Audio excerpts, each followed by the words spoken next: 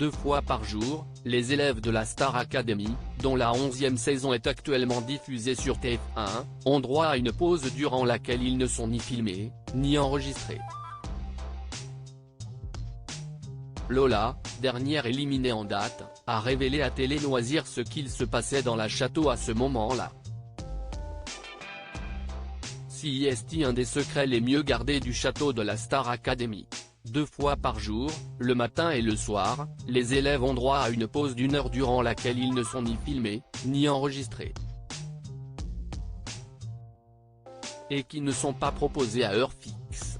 Sur le live de MyTF1 Max, où il y a 30 minutes de décalage, les internautes peuvent découvrir à ce moment-là une image fixe du château accompagnée de la mention « Les élèves sont en pause ».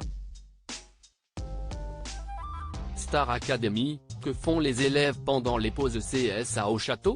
Ces fameuses pauses CSA, comme elles sont ainsi surnommées, existent depuis les débuts de la télé-réalité en France avec l'arrivée de Loft Story sur M6 et ont été instaurées pour le bien-être des candidats. Mais que font les élèves pendant ces heures off? Télé Loisirs a posé la question à Lola, dernière éliminée en date de la saison 11 et la réponse est étonnante.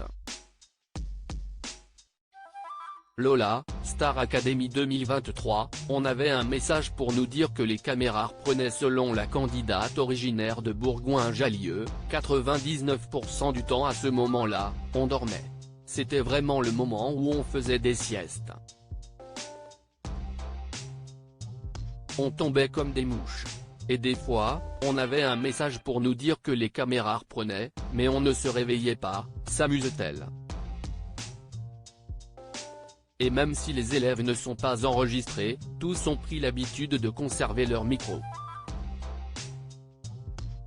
D'un point de vue logistique, on les gardait tous parce que c'est beaucoup plus facile, nous explique Lola.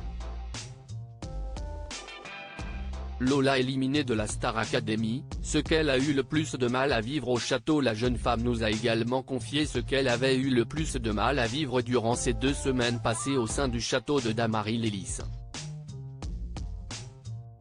Le plus dur pour moi au château c'était les néons qui nous réveillaient à 6 h du matin très fort.